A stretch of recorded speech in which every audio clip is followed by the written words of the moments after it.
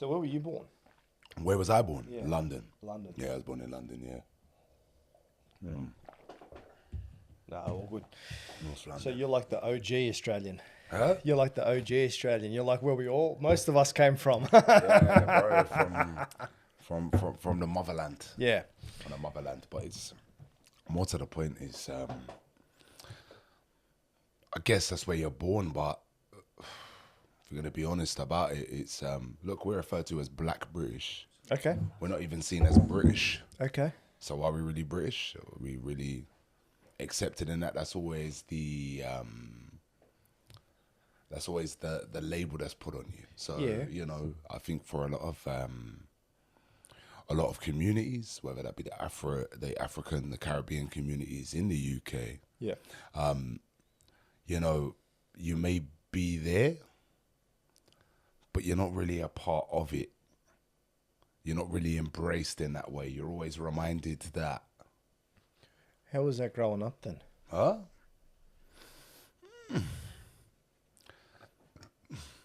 Guess you really didn't know much better. Yeah. It's only when you get older you start to realize it. Yeah, Do fair you know what I enough. mean? Yeah. You start to realize it's you think you're a part of this thing and you're proud of it, and then you start to really realize the differences. And you're reminded of the differences, and there's certain entitlements that just aren't available to you. Yeah, okay. And there's certain things you have to do.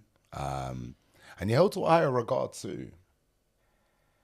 You know, the expectation is much greater. Interesting. And also the accountability is much greater too.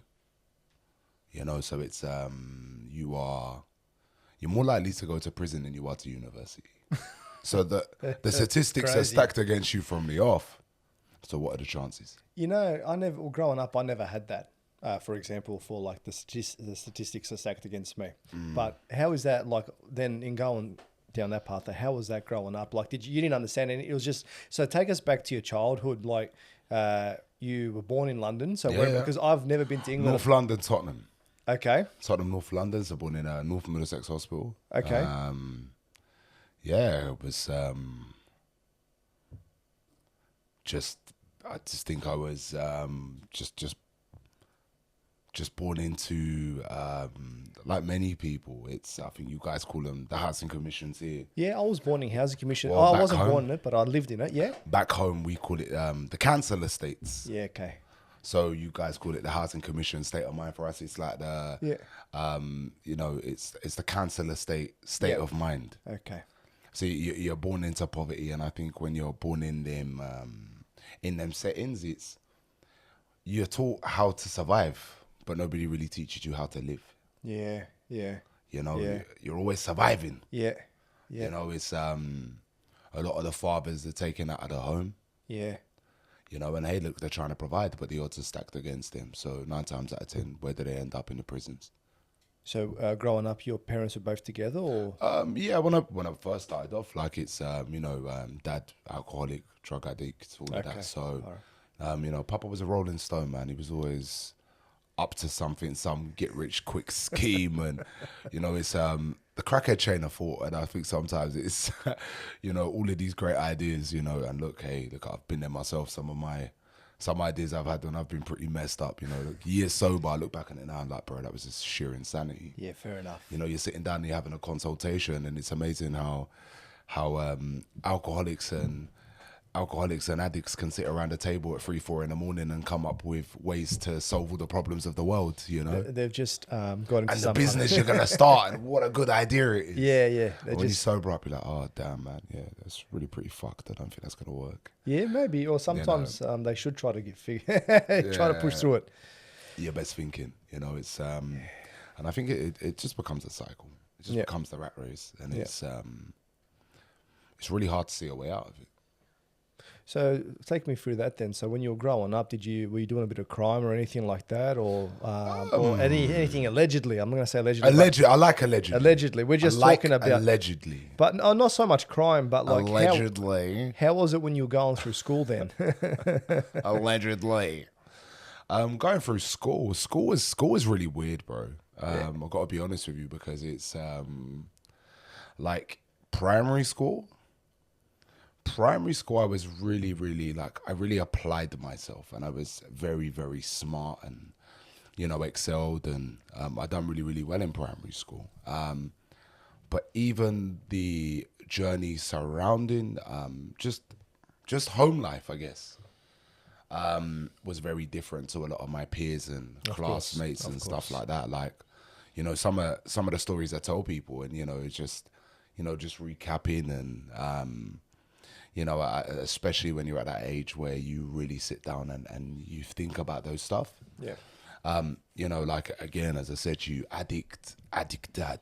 Look, my mum, bro, like, I've known some hustlers in my life, but if you want me to introduce you to the best hustlers I've ever met, let me bring you single mums. Yeah. Okay. Because it's amazing how single mums make magic happen at Christmas. Yeah. You know, when the rent's due, they always find a way, bro. And my mum always found a way. Yeah. I don't know how. Yeah. Or, you know, it's we used to call them the poverty meals. You see, when they would open up the cupboard, and there's just random stuff. There's a can of tuna. Yeah. Carrots, potatoes, and all these things that you just don't think would go together, and they've managed to make absolute magic out of it. Do you know what I mean? Something quite wholesome from something that conventionally just doesn't look like. And, you know, it's there's one dish for me as a kid, like, it's weird, like, looking like back in my adult life, I understood when we ate it. And it was corned beef and rice, and it's quite a traditional. Some people call it hash, and, you know, corned beef used to be really cheap, bro. It's hella expensive now. Yeah, I know. It's expensive now, but back in the day, bro, this stuff was The cheap. cheapest cut. It was like 50 pence a can. That's So that's like $1. Yeah. $1 a can. yeah. So, you know, it's in times where, you know, there isn't chicken money or beef money or lamb money. It was always corned beef and rice, like, and I look back on that, it's like, oh yeah, God, that's when we used to eat that, like, Yeah. when times were really, really hard. And as an adult, it's so weird. I find myself, it's become like a comfort meal. Yeah. I cook it myself sometimes. I'm like, damn. What do you feel when you eat it? What do you feel when you eat it now? What do you feel? I don't know. I guess grateful. Yeah. Grateful, but it's just, I don't know. Sometimes, like, it's, I think in a lot of ethnic cultures, like, look, it's not lovey-dovey. Like, it's just not, like, your parents are not like, oh, I love you, I'm proud of you, or cuddly. Yeah. We're not raised like that. Yeah. We're just not. And, you know, I've got to take my hat off to people of our generation, because I see the way that they parent their children. Yeah. And I think sometimes, you know, as much as our upbringings may be hard, you know, one thing, you know, your position affects your perspective. And, you know, my parents, I've got to be thankful for the good they did do. Of course. But also as well, I'm thankful for the bad they did, because they taught me ways not to do it. Yeah. You know, so learning from other people's mistakes. I see a lot of you know, parents now that are, you know, that have been through similar situations to myself, and they're the best parents ever. Why? Because they broke the cycle. Yeah. They were like, no, I'm just not going to do that. They know how that made them feel. Yeah. Like, you know, my own sister, like, she's one of the best mothers I've ever met. You know, we didn't grow up in that sort of loving environment where you would sit down and mum would do your homework with you, or dad would do your homework with you. Like, dad's in and out of jail, bro. Mum's just trying to keep a roof over our head. She hasn't got time for that shit. My dad couldn't even read. You know, she works 16, 17 hours a day, bro. When she gets home, it's the last thing she wants to do. Yeah, I know. Yeah. You know, like, we're you know, while she's out, like, we're cleaning up the house, like, 7, 8 years old, like, we're cooking for ourselves, like, very self-efficient. Yeah. You know, when I see these kids now, bro, like, I see kids that are 18, bro, that can't even wash up dishes or just do the bare necessities, laundry and you know, and all of that. And I think sometimes maybe we've gone the complete polar opposite way, is we've overcompensated now. And, you know, sometimes as well, it's like, sometimes by giving people advantages, they end up being at a disadvantage because they don't learn basic life skills. 100%, man. You know, and I think it's, you know, there's a lot of ladies I know, you know, I was having a chat with a girl mate of mine recently, and she's talking about the state of men. She's like, AJ, what's going on with men? Men ain't men anymore. So I sat down and I listened to her perspective, you know. And I was like, okay, cool. And I said, okay. I said, how old's your son? It's like you're 17. I was like, but you're moaning about men, but you're raising the exact man that you moan about. And she's like, what do you mean by that? I was like, well, you absolutely mother and baby this man. And then what ends up happening is he ends up meeting a girl. You're now handing your son over to a woman who now has to become his mum because he doesn't know how to be a man. Yeah. I was like, start raising the men that you want to, start raising the men that you want to be within society. Start raising them. Yeah. Don't overcompensate. Don't. This guy's 18 years old, bro. 18 years old. Why is he not paying rent? Why is he not cooking? Why is he not cleaning? Life skills. Yeah. Life skills. And look, I can understand the frustration of some ladies, but I think it's at the same time as well, start raising the men you wouldn't mind dating. Yeah. Because you're passing it on to another woman that's going to have to deal with that problem. It's going to have the same grumbles. Fucking amen, bro. That's actually a fantastic way to look at it. 100%. So look, you know, you're talking about the problem, but what's the solution? Letting people be self-efficient. And I think probably our generation, especially being first generation Aussie or first generation British, you know, we were still very much raised with the old country ways. Yeah. Do you know what I mean? Like it's, and we've adapted to the society that we've grew up in and, you know, become a product of that as well. And it's, I think sometimes as well, like for me, I don't know what it's like here, guys. I didn't grow up here, but having English friends, I mean, like Caucasian English friends and, you know, talking to them about, you know, their upbringings or going to school, be like, yo, my mum beat my ass, bro. Like, you know, I messed up at school and, you know, I got beats. What? You got beats? You should have called the police. No, you can't do like, that. bro, you can't call the police. In our culture, you crazy, call the police. You just don't do that. Do you know what I mean? Right. So it's just, it's the differences. 100. When I used to make problems at school and I knew my parents were told about it, I would delay getting home for as long as possible. I got into a fight once. I had a black eye. I got attacked, but I was so scared because I was in a fight. When I got home, I told a friend to come with me. Mad. You know, because like I didn't get beat as a child, but there is discipline. There is like, you get questioned. What's going on here? Why did this happen? Why are you failing at school? There's all these questions. But there needs to be consequences. Yes. The thing is, we're a society that really doesn't like or lacks accountability. Really, really does. Like, look, we can look at the governments and all stuff like that, and hey, they got their issues, you know, whatever. But at the same time as well, bro, like the original foundation for society was always the family, bro. Yeah. And that's really where a lot of these good lessons need to start. You have to. I was going to say you have to have like a functional family. Like depends on what a functional family is, but you need to have some semblance of where you come from, what your roots are, and you need to have something instilled and what you stand for from bro. you. Yes, exactly right. And I think sometimes as well, my brother, it's just like it's look, for me, I come from a very dysfunctional home setting. And the thing is, like, just because you're the product of a broken home doesn't mean you have to be the provider of one. Don't have to. Don't have to at all. And it's again around this whole piece of surviving and living. You know, like, look, I feel like until 5.5 years ago, I was merely surviving. So only in the last 5 years, I'm really learning how to live. It's crazy. How old are you now? Me, oh God, 32 years young, man. 32. 32. Yes, I'm older than you by a couple of years. 32 years. So you're 1992, baby. 91. 91. I'm turning 33. Yeah. I was born in 19. Can we edit this part out? Yeah, we can edit this part out if you want to. I don't mind. Yeah, okay. Because so we grew up in the age of when there was no internet. Or that was nice times. Yeah. It was nice times. The landline, you had to remember all your friends' numbers. Come on, bro. But you had to be a person of your word as well. Yes. Because if you call up and I'm like, bro, I'm going to meet you at the mall at 12. Yeah. Make sure you're there. Yeah. Bro, you had to trust your word. Yeah. Like, there weren't a thing that text me and said, oh, I'm running late. Like, bro. Nah, it was at that time. Actually, and everybody, people were punctual too. You're fucking so right. People were punctual, bro.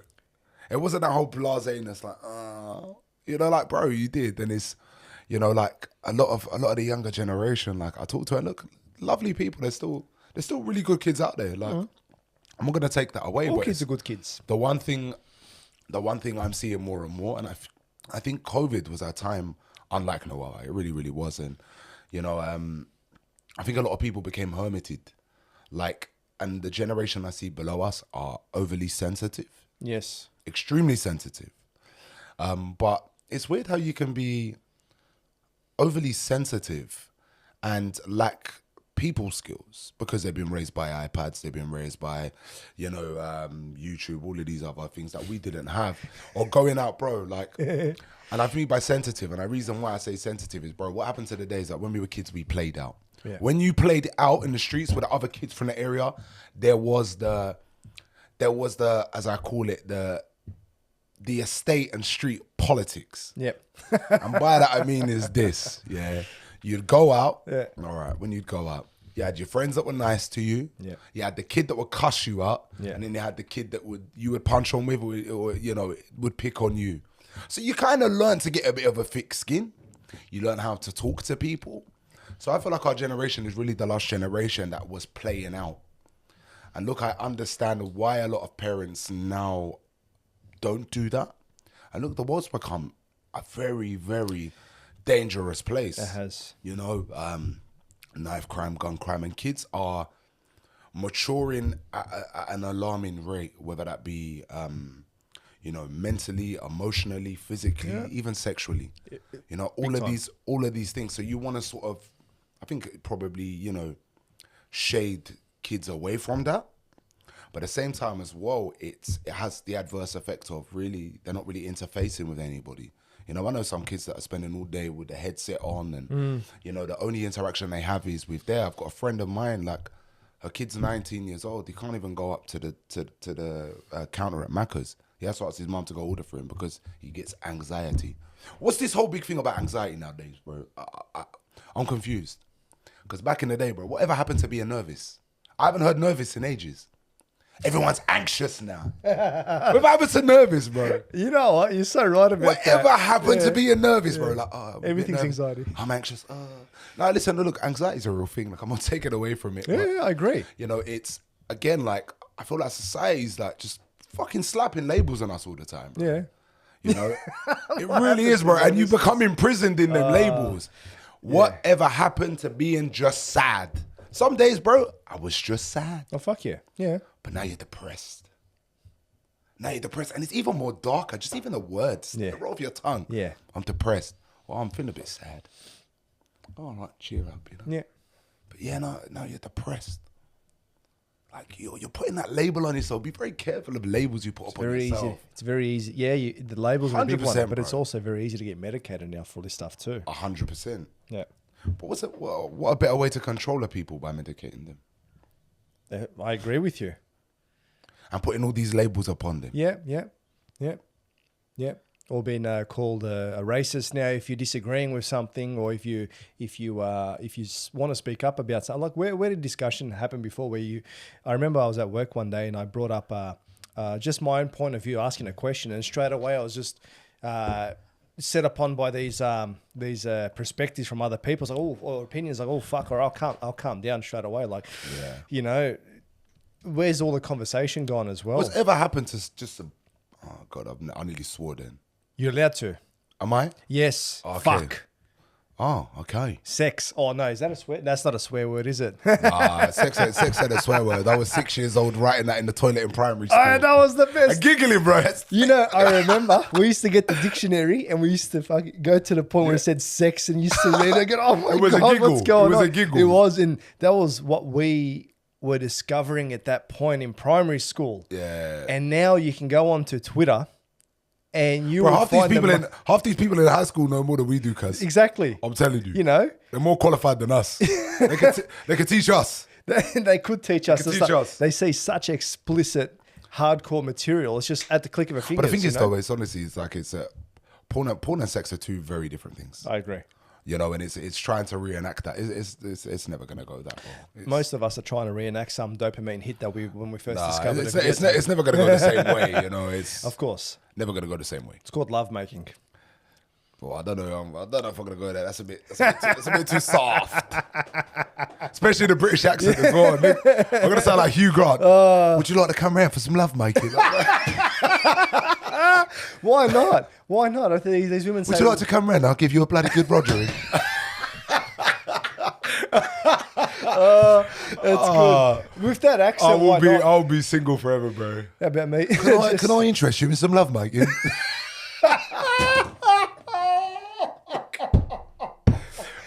gonna sound like Austin Powers with spray tan, cuz. Oh, fucking Austin Powers is good, or just putting like an ethnic accent onto it. Would you like to make some love, Do baby? I make you ready, baby? Yeah. Austin Powers was Austin good. Powers, yeah. Did you fuck, this conversation's going wherever the hell it goes. Oh, bro, it went left, cuz. It's going left and it's going to the right. Bro. Nah, fair enough. Now, basically, so because I was trying to do my research on you, so on this here, and I'm like, I've discovered Batman, and then you've gone incognito, so I can't even look up what's going on anyway. So what I want to go back to is, I just want to know. So you grew up in London. Yes, so sir. when did you come to Australia? About two and a bit years ago. Oh, okay. Yeah. What brought that on? Why not? So for years prior to that, I was an engineering project manager for Amazon Robotics Deployment Engineering. So we travel the world building robots for Amazon. Oh, wow. So you're a mechanical engineer? Yeah. Okay. Yeah, So you went to university? Did you go to university? Or? I did do a degree, yeah. God bless you. I'm a civil engineer. Nice. I'm in civils now. Yeah? Civils is my background now, yeah. So it's what I do now for fun. What do you mean for fun? Listen, look, at the end of the day, I call it fun as inverted commas. It's anything but fun. I think if we're going to be relatively honest here, if none of us had to go to work, we wouldn't. Yeah, no, I wouldn't. If I didn't have to, Yeah. I wouldn't. No. I just wouldn't. Do I get fulfillment from what I do? Yeah, sure. But is it what, my main driver? Do I enjoy the process? Sure, there's some parts I love about it. But if I didn't have to do it, trust me, I wouldn't. When I first got into civil engineering and I started working for the company, and I just recently resigned as well from that. So there's a lot of big changes going on in the world where people are just starting to, like, there's a shift and a change, yeah? I said to myself, if I won lotto, I would still go to work the next day because I loved it. I would go do something that I love. Yes, but now I'm at that point now. If I won lotto, I'll call up next day, hey, bro, I don't want my leave, nothing, see you later. I'm going this direction now because I'm finding 100%. Something else that I'm into. But back then, growing up in Housing Commission, being on Centrelink, Dole, I don't know what you call them in the UK, all that. And then I'm like, now we call it the Dole too. Yeah, I'm excited. I'm excited to do this role. But now it's sort of like, no, I would rather, And why is that? Why is that? I'm curious, yeah. Because I'm starting to find another part of myself, another passion, which I want. You know what the biggest thing is? I want time. I want my time back. Amen, bro. I want my time. It is so important. Waking up in the morning. I love waking up in the morning, and I do enjoy going to work and what it brings and the extra money and earning a good income and stuff and building bridges and all this stuff. It's awesome. But then I look at my mum, who's getting older. I look at my dad, not my dad. My old man's getting older, but I look at my dog, my bird. I look at my life. And I'm like, well, I want to spend more time here, but I'm at work 12 hours a day. And there's other things that I want to do. So the whole time, it's like I don't have enough time. And then... So we're very time deprived, aren't we? Yeah, we are. But then also, I'm looking back now over the last 6.5, 7 years. Like, where's that time gone? Bro, it goes so quickly. That's gone. But I feel like I left school the other day. I swear down. Because the mad thing was, bro, honestly, like, it was like the other day I had a hairline and six-pack, cuz. And you still got a hairline, bro. There's no, I can't see anything receding bro, there, bro. And, bro, honestly, one day I woke up, bro, and I realized I'm living in Australia, bro, and I look like a Timu Craig David because it's crazy how life. Can you fill me in, bro? Yeah, can I fill you in? I love. Thank God it isn't Wednesday, at least I get to relax tomorrow, But it's time is very precious and it's priceless. It is priceless. Time is priceless. You don't get it back. Do you know there's a book out there. It was written by she is a palliative care nurse. Yeah. I don't know if you've ever seen it, and she interviews people just as they're, passing on, and she asks the biggest regret. And the biggest regret is that they always spent too much time at work. Yeah. That they valued opinions of people too much. Their biggest regrets is that they didn't really, utilize time. It's like really, really saddening. It's sometimes we get put into that rat race of what's the dream, and especially I think for us ethnic peoples as well is. The dream is buying a piece of land. Yeah, that's owning your part of Australia, owning your part of the UK. Yeah. You work your whole life to pay it off, bro. I know, bro. You work your whole life to pay it off, and that is really the pinnacle of what we're chasing. It's not what it used to be. It's not at all, but also as well, like it's back in the UK and many European countries, I don't know if they do it here now. So when you become old And actually, I'm sure it probably is a thing here now. If you own a house that you've worked your whole life to do, instead of you passing that down to your children, no. The government will sell that house to then pay for your elderly care. But if you didn't buy anything, guess what? It's on the house. Yeah, I know. Yeah, good point. It's on the house. So you've worked your whole life, so you've got something to show for your life's labor, to leave an inheritance for your family, for their kids, and, and all these good things. And they don't even get to enjoy it, bro. Yeah. Because it's snatched away from you to pay for your care when you've paid into that system anyway. Don't know. Puzzled by it, bro. Don't make sense. I don't believe that this system is created for us to succeed. Of course it isn't. 100%. And as I'm getting older and I'm becoming more mature, I'm starting to realize, wait a second, there's something amiss here. So it's either some of us make it, some of us don't. And I didn't want to be stuck in a point where I was working for the rest of my life and I don't have much to show for it. I want to make sure that my parents are retired. I think that there, though, is, again, I think the definition of wealth is subjective. It is. And success. Yes. What is wealth to you? What is success to you? Yeah. What is it? Because some people would say driving a nice car, having a nice house. Oh, I travel the world. It's the thing that makes me laugh is the whole perception piece. I know people that are in Australia but still posting pictures of a thing they did a year ago, but pretending they're overseas. Just for that perception piece. Yeah, fuck the perception, mate. I've come here in trackies, and bro. that's Me it, too. bro. And you Me got too. Ugg boots on. What perception? We're enjoying ourselves. Bro. But again, success was success to you, because I think sometimes some people will judge that success on the job title you hold or the amount of money you got in your bank. Look, I've got nothing against money. Money's good. It's energy. I've nothing against money. I don't. But you know what, though? You can be a successful husband, successful father, successful boyfriend, yes, successful sister, brother, son, all of these things. Successful neighbor. So success isn't so successful neighbor, successful member of your rugby team, your footy team. Hey, a successful guy down the pub, a successful member of your community. Successful taxpayer. 100%. There's so many different definitions of success. So Yes, why do we feel like we're not fulfilled and we're not succeeded because we haven't owned a home, or you're not married, or you haven't got kids, or you're right about that. You know what I mean? I think sometimes people feel like they failed. I feel like I'm a failure. And not everybody's meant to have children. Not everybody's meant to be married. Yeah. I feel like a failure probably 80% of the day. I don't know why. It's just the mental state for me. I think a lot of people feel similar. But then, why? But that's the thing. So it's a story. It's a story that I've been told, but it's also ingrained because I didn't have an easy childhood growing up either. So there's all these things. So one biggest thing and one greatest bit of success that I would like to achieve is I would like to give my mum like $1 million.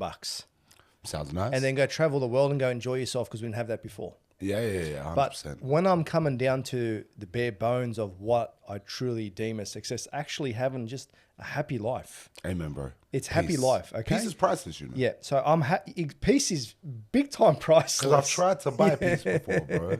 I've tried to buy it. Tell me about that. Tried to buy it. I have tried to buy peace. Yeah. It's, I know what I'm going to do. I'm going to go to a retreat in Thailand. Gone there, bro. I'm zen for 2 weeks. Get back, bro. And you're in the same state pretty much relatively a week after. Yeah. Yeah.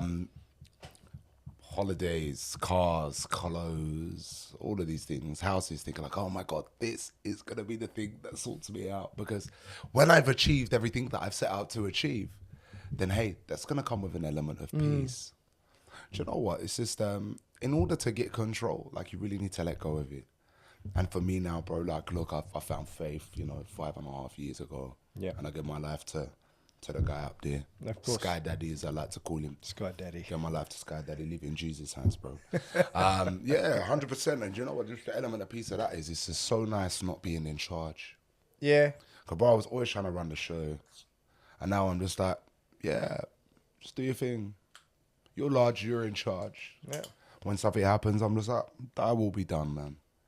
Because it's, there's always a purpose in everything. Like, it's, you either win or you learn. Like, you never lose. You never truly lose. You experience. It's, and I think sometimes as well, it's just like, we live in the microwave generation where people are just used to ding and everything's done. It don't work like that, bro. I don't have a microwave. You have to plant.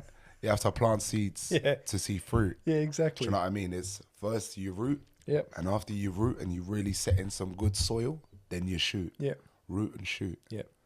It doesn't even, and I think some people are very hard upon themselves is, you know, even though it looks like, you know, even though it looks like nothing's happening, there's something happening underground. Just because you can't see it doesn't mean something isn't happening. You know, I bought a plot of land, so I own my own property up in the mountains. Yeah, so thank you. It's half an acre. So me and my mum, we started gardening. The thing is, the first year, the soil, it's all right. Second year, the soil is, okay. Third year, so many worms in the soil. Hey. Fourth year, my God, this soil now, whatever you put in there, it is pumping. And why though? It's because you're continually working on it. There You're you adding go. nutrients. There You're you looking go. after it. You're putting one plant. But the thing is also, it's not keeping the same plants in the same place. It's literally, there's a whole alchemy to planting. So root and shoot, you know, I like, you know, that's also, I agree with that. You don't get to see it. But then also what you don't also see is the ecosystem 100%. that it all grows in. Then also you start to see fungi appearing, mushrooms starting to come up. You know, when you're really becoming attuned to it, everything starts taking over, and before you know it, it's a fantastic garden. Right. Legal mushrooms. Just in case someone's watching the AFP or someone like that. I don't do that. No, genuinely, I don't. Yeah, that's all good. Don't even drink now, bro. Yeah. So okay. So what happened with faith? So you found faith. What's going on there? If you don't stand for something, bro, you fall for nothing.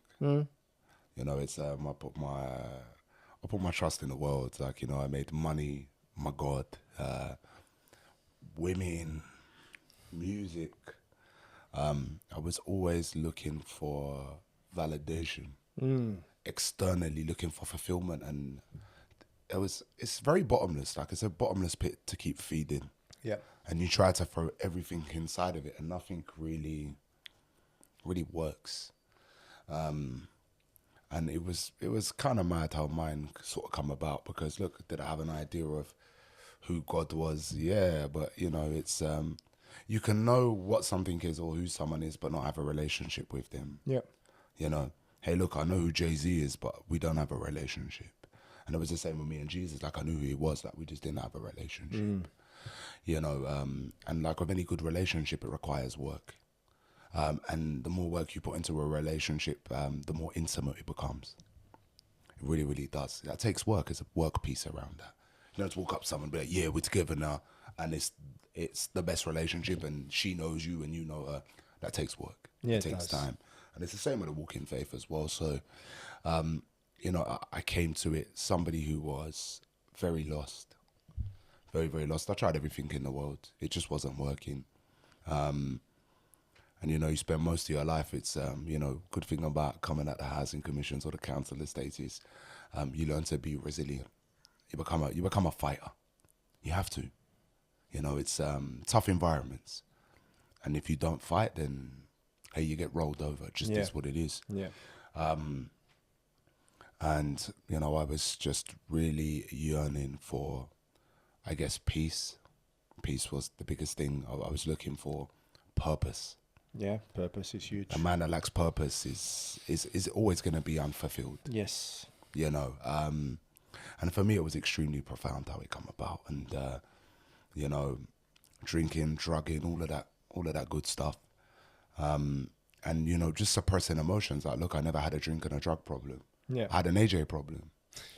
You know, and I would always use 45 Tim Tams, or I would use that lady, or I would use alcohol, cocaine, whatever, just to change the way I felt. Yeah.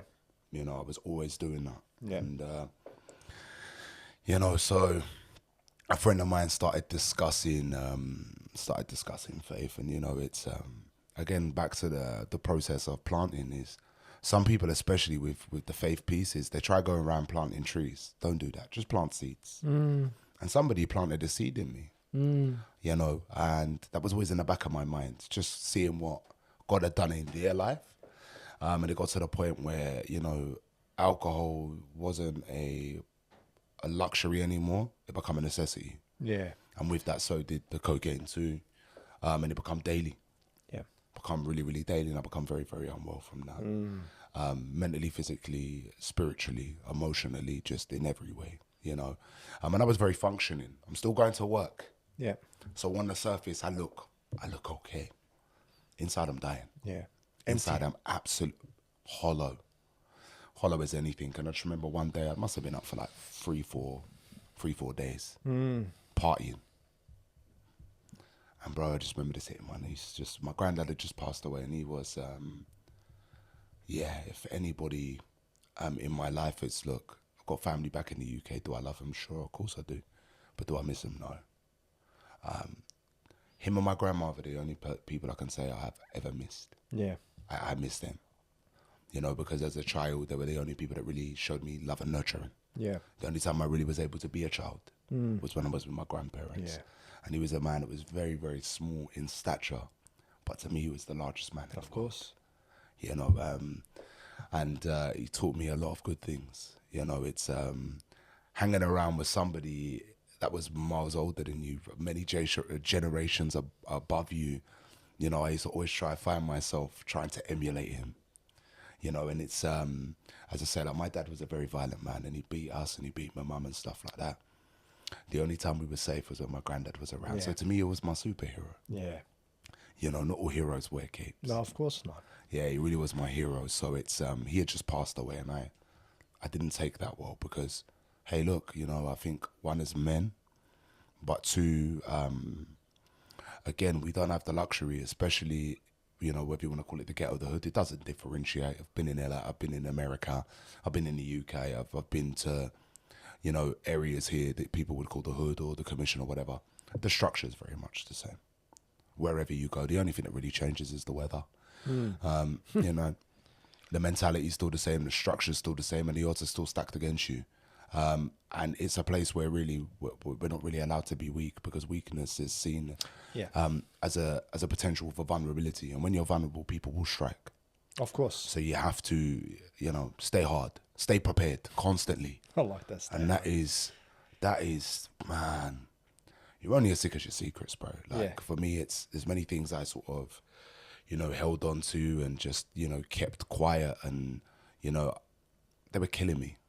They were killing me, not talking about it, not being vulnerable, not speaking, reaching out, all of those good things, or, you know, asking for help, I guess, and just being able to, you know, take this, you know, get the stuff off my chest. For me, I found it extremely, you know, consuming, and it really, really unfolded to, you know, pretty much the end of the beginning. You know, it's an end in one way, but it was the beginning of another journey, but a really beautiful journey. You know, it's you hit rock bottom. Well, the only place from rock bottom is upwards. Of course, it's so again, partying, I remember just hitting my knees and just saying, like, I remember just feeling ashamed.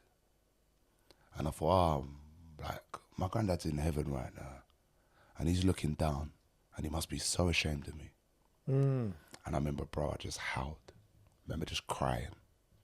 I felt like devastated that the people that I love more than anything. Yeah.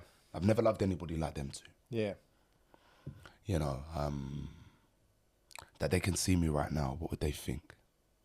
You know, and they made a lot of sacrifices for us, especially picking up from foreign lands, going over to foreign countries, and they endured a lot of racism and stuff like that when they first got to the UK. And, you know, that generation, we call it the Windrush generation in the UK, they endured a lot of adversity, and but, you know, people were very, very unkind to them.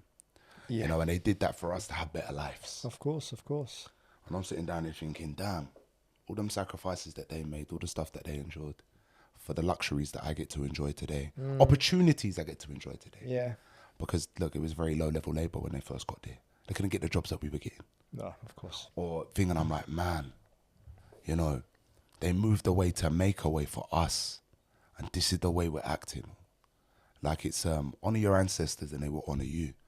In that moment, was I honouring my ancestors? No. I felt ashamed. And bro, I just remember just crying, man. I was been crying for like 40 minutes. And I remember just getting on my knees, just saying, God, if you're real, please help me. I don't want to live like this anymore. I actually don't want to live like this anymore. And bro, it's weird. Like even thinking about it now, I just get shivers down my spine, man. It's beautiful. That's a lot of power there. And I had an encounter with something, and I was weirded out by it. Look, today I know it's the Holy Spirit. You know, something just fell upon me, bro. Yeah. And for the first time in years, it's weird. It's how that still silent voice. Something said, "You're gonna be okay." It's like, well, no, what? And bearing in mind, I'd done a lot of cocaine at the time, so I'm like, "Rah, am I going a bit schizo here, bro?" Nah. And just somebody said to me, like, honestly, bro, look, back in the day, I was a bit of a hoover. It don't help when you got bloody nostrils like this either, you know. And just somebody said to me, it's the first time I ever left cocaine. First time I ever left. And somebody said to me, leave it, go to bed. Yeah. Go to bed. Bearing in mind, like, bro, like, a lot of people know the come down thing, like, it's horrible. And bro, I just fell into the most peaceful sleep. I must have slept for about 18 hours. And I remember waking up the next day and just being like, damn. And then, just thinking, wow, that was a bit mad. So I remember going to a church, talking to a priest, like, saying like, oh, this happened, mate. And what's going on? Like, I'm thinking in my head, am I going psycho here? Am I losing my shit? And he's like, oh, it sounds like the Holy Spirit came to you. I'm like, bro, what's this Holy Spirit he's on about, cuz? And then I was curious, I guess. But, hey, did I still go back and drink and stuff for a little while? Yeah, it was about 6 months. That's okay. That's normal. And then I found myself in like a program, like a 12-step fellowship, and and then that really enhanced my connection with God. And yeah, man, it's just it's been a tough journey, but man, it's been so worth it. It really has. Yeah. It's been so worth it. And I find myself looking back on all the bad things I've been through, and I'm mad grateful. How can you have gratitude for suffering? Like, but I am grateful, bro. Stuff still shows up in life now. It does. Like, it's been a week. I've already had a week where it's just been, stuff's turned up, and the difference is now it's not the problems change. What the change is just how I deal with the problem. Of course. And now I'm just like, whoa, it's so nice that I've got a connection with something in my life that I know, hey, he's going to work all things out for my good. So I don't need to worry. He's my maker. Yeah, he's pretty good. He's quite consistent. And eventually, I will receive the clarity of why this happened, but that always comes retrospectively. Yeah, it does. And the thing is, more tests you go through and you see the goodness of God as such is, again, this relationship, that intimacy, you just develop a confidence. Yep. And you're like, he was good last time, so why ain't he going to be good again? So I'm just like, look, I don't understand it. Right now, it really hurts.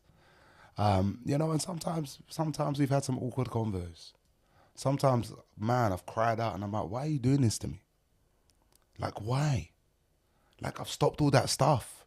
I don't get in trouble anymore. I'm not out there fighting. I'm not out there doing drugs. Yeah. I'm not out there doing all this dumb stuff. Like, why are you letting this happen to me, God? Why? And then I'm like, why me? And then I have to shake myself like, bro, why not you? Exactly. Why not you? Yeah. Why not? You can take it. Why not me? Yeah. Bro, I strengthened in it every time. Think of it, it's like the spiritual gym, bro. It is. I'm just getting a little workout. And sometimes, like with parents, I see some parents discipline their kids. It's not because they hate them, bro. They love their kids. Of course. But why? For them to learn the lesson. Of course. To make sure they don't repeat the same mistakes. I agree with you. I heard a beautiful quote, and it was put in a lovely way. And a guy said to me once, and we're talking about all this stuff, and he went, AJ, do me a favor, brother. I said, what's that? He said, stop cheating on your future with your past. God bless that. That punched me in the chest. I was like, oh. Listening to you here and what you've been saying so far, AJ, you're a man of deep spiritual faith. Oh, bro, it's the only thing I have. Yeah. It's honestly the only thing I have. It's the only thing most of us have that we don't know it yet. Take the car, take the clothes, take the job, take the bros, take the family. Brother, I came here alone. Yeah. I'll leave her alone. Yeah. I was delivered by one, and I will be collected by the same one as well. Oh my God, that's so for me. Is honestly, it's You know, look, I've had times where I've had money, I've had times where I haven't had money. I've had times where I've, you know, been in a relationship. I've had times where I haven't been in a relationship. I've had times where I've had family around me. A lot of the time I haven't. But you know, the one thing that is always constant that I see in my life, that God is always with me. Why? Because he lives within me. Of course. He lives with me. I don't need to call to something externally. No. It's within me. Of course. It's within me. Kingdom of God is within you. It's always there. It's always there. And regardless of whatever I go through, bro, like the last year, it's been a mad year. Yeah. I'll be honest with you, it's been one of the toughest years. But one of the most greatest years Of too. course. How can I be so thankful for what's happened and transpired this year? Like, honestly, like I'm sitting here now and even just thinking about it and recapping, I'm like, damn, God, some stuff really happened, bro. You know, But I'm still so grateful. fucking oath. So grateful. Of course. I must need my head testing, bro. I must. Honestly, I must be mad. Not with that headline, mate. Still, it's no receding there. No. But honestly, look, again, you know, I'm so honest. And you see this perception piece, like, again, look, let's get honest and stuff like that. Like, look, this hairline, bro. Again, it's like most of the things in the world. It's an illusion. It's a tattoo, bro. It's tattooed. It's tattooed. You know, and again, because, look, why? Because years and years ago, I really cared about. My value was from what people thought about me. I want you to like me because I didn't like me. Bro, I was looking for love and respect from people. I didn't even love and respect myself. And that's a lot of the problems that I've made in past relationships is I looked for love and respect from people that didn't even love and respect themselves. How can I be angry at them? They're incapable of doing that. And it's not their fault. Really, the fault lies on me. I put that expectation upon you when you didn't even do that for yourself. Didn't even know that. The issue lies with me. I agree Bro, with I've got that. to hold my hands up there, you know? You know, there's so much wisdom packed into this beautiful frame of yours. And I'm going to be upfront with you. I like you. You don't, you don't have to. I like you too. You know, and bro, I would actually kill to have your hairline, bro. Like that man bun thing, crazy. You know why I grew this? Because Crazy. Gladys Berejiklian told me I couldn't get a haircut for 2 years during COVID. So now I'm like, fuck yes, I'm gonna grow. You know, I'm not gonna cut it now. Because I do watch Vikings and all that. I'm gonna get the undercuts. I'm gonna do. I feel like we need, honestly, I feel like we need more black people in these programs. Obviously, just for my own thing, but yeah, you know, it's inclusivity. Inclusivity. Listen, yeah. HBQ, BBQ, whatever you want. I don't know, but I want to see more black people. I might in these shows identify as as well. a Viking. That's it. Might identify as one, you know. You know, AJ. Usually, if I want you to see me as a man with a hair bun, with a man bun. But I don't see but it. you need to see me as a guy with. So what's that pronoun? Full hair? I don't know. I don't know. Unfollically challenged. We'll figure it out. We'll figure it out. God bless you. My pods usually go for unlimited, but because today there was so many delays in us getting here, your car, my car, everyone's car. So what I'm gonna do is I'm gonna leave this on a part. This is part one. Nice. And then we're gonna go, and I want to get you back on for a part two. That'd be amazing. And because now I can truly see. Yeah. You know, I'm going to give you the cheat code. I'll leave you with this. Yeah. So the thing is, because I'm very conscious of Nick's got something that he needs to do. But I would love to have you back on. 100%. You know, 100%. God bless you. You only live around down the road. Yeah, it's not too far. Not too far. London, just down the road over London, there. yeah. The United States of England. Man. Yeah. It's, And because if you want wisdom, I'll send you to the place where I get all my wisdom. I want you to take me there. Huh? I want you to take me there. Oh. Yeah. And it's going to happen. So in part Intriguing. in part two, but AJ, I'm not going to just. I'll see you again, my friend. You'll come back on. Thank you very much. Bro. This has been fantastic. Appreciate it. God bless you. Follically, Bless you too. unfollically or follically? Unfollically challenged. Unfollically challenged. Yeah. Listen, Everybody, we can't be perfect. Thank you very much. And I've reached a new pinnacle in my podcast here with an unfollically challenged, Yeah, 100%. beautiful Jamaican Gracias, muchachas. man here. All right, everybody. Bye, everybody. Bye. Bye.